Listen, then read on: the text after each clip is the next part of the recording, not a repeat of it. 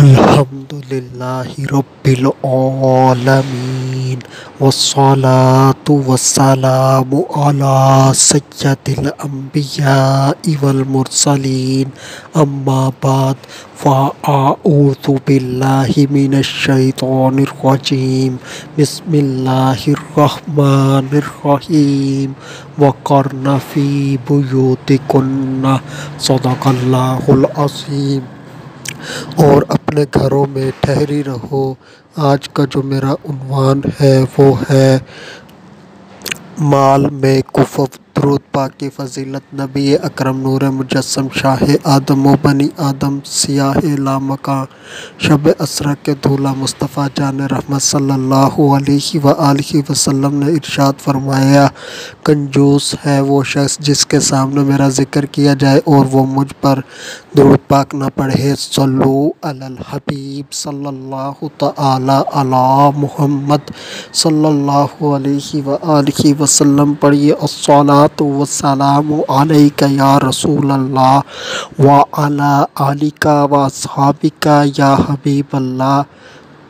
مال میں کفف سے مراد یہ ہے کہ لڑکے کے پاس اتنا مال ہو کہ وہ مہر معجل یعنی کہ جتنا مہر مقرر کیا ہے وہ اسی وقت دے سکتا ہو اور نان اور نفقہ دے سکتا ہو، تو یہ لڑکا اس لڑکی کا یعنی کہ لڑکی کے باپ دادا کے لیے کفف ہے۔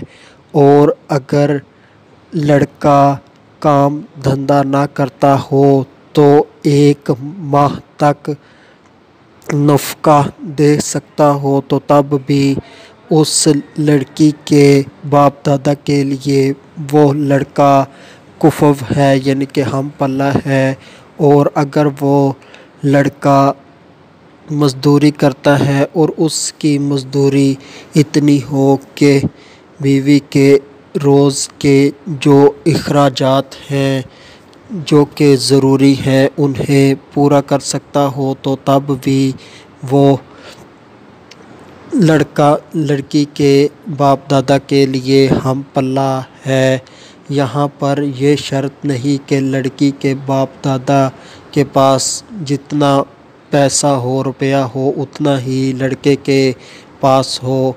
جو بیان ہوا یہی معیار ہے، یعنی کہ اگر لڑکی کے باپ دادا کے پاس بہت پیسہ بھی ہو مگر جو لڑکا ہے اس کے پاس پیسے اتنے ہیں کہ وہ حق مہر معجل ادا کر سکتا ہے اور وہ لڑکا جو ہے وہ نان و نفقہ دے سکتا ہے، تو یہ لڑکا درست ہے، ٹھیک ہے۔ اگر محنت مزدوری کرتا ہے تو محنت مزدوری اتنی کر سکتا ہے کہ روز کے بیوی کے جو ضروری اخراجات ہیں وہ پورے کر سکتا ہے، تو تب بھی وہ لڑکا اس لڑکی کے باپ دادا کے لیے ہم پلہ ہے۔ اور اگر وہ لڑکا کام نہیں کرتا، پیشہ نہیں، کام دھندا نہیں، تو 1 ماہ تک اس لڑکی کو نفقہ دے سکتا ہو، تو تب بھی وہ لڑکا اس لڑکی کا ہم پلہ ہے۔ جو نان و نفقہ کی بات ہوتی ہے، نان سے مراد روٹی ہوتا ہے اور جو نفقہ ہوتا ہے اس سے مراد ہوتا ہے گھر اور لباس۔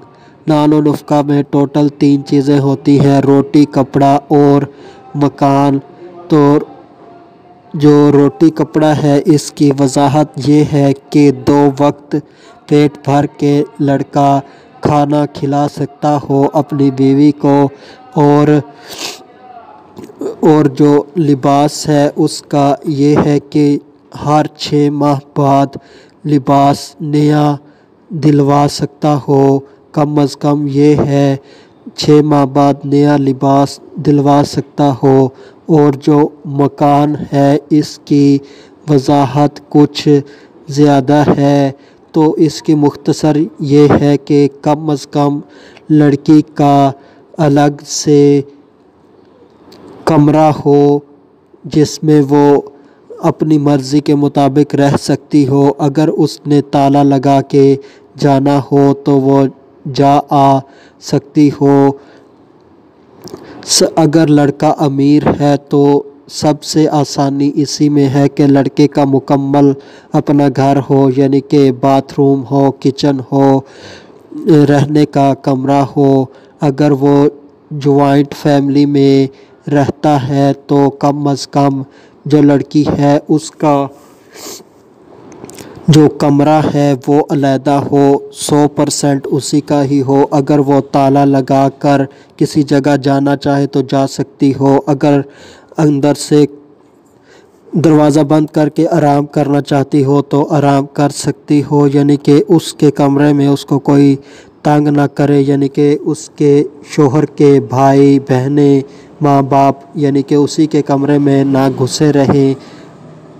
تو یہ اس کی مختصر وضاحت ہے، اور مزید وضاحت کے لیے تو ان موضوعات کے متعلق علماء اہل حق اہل سنت و جماعت کی کتابیں پڑھیں تو اس سے بہت سا علم حاصل ہوگا۔ آخر میں اللہ تبارک و تعالی سے دعا ہے کہ اللہ تبارک و تعالی ہمیں دین اسلام کے اوپر عمل کرنے کی توفیق عطا فرمائے، گناہوں سے بچائے۔ آج جو نکاح ہے وہ بہت مشکل ترین بنا دیا گیا ہے، مگر جو دین اسلام ہے اس نے نکاح کو بہت آسان رکھا ہے۔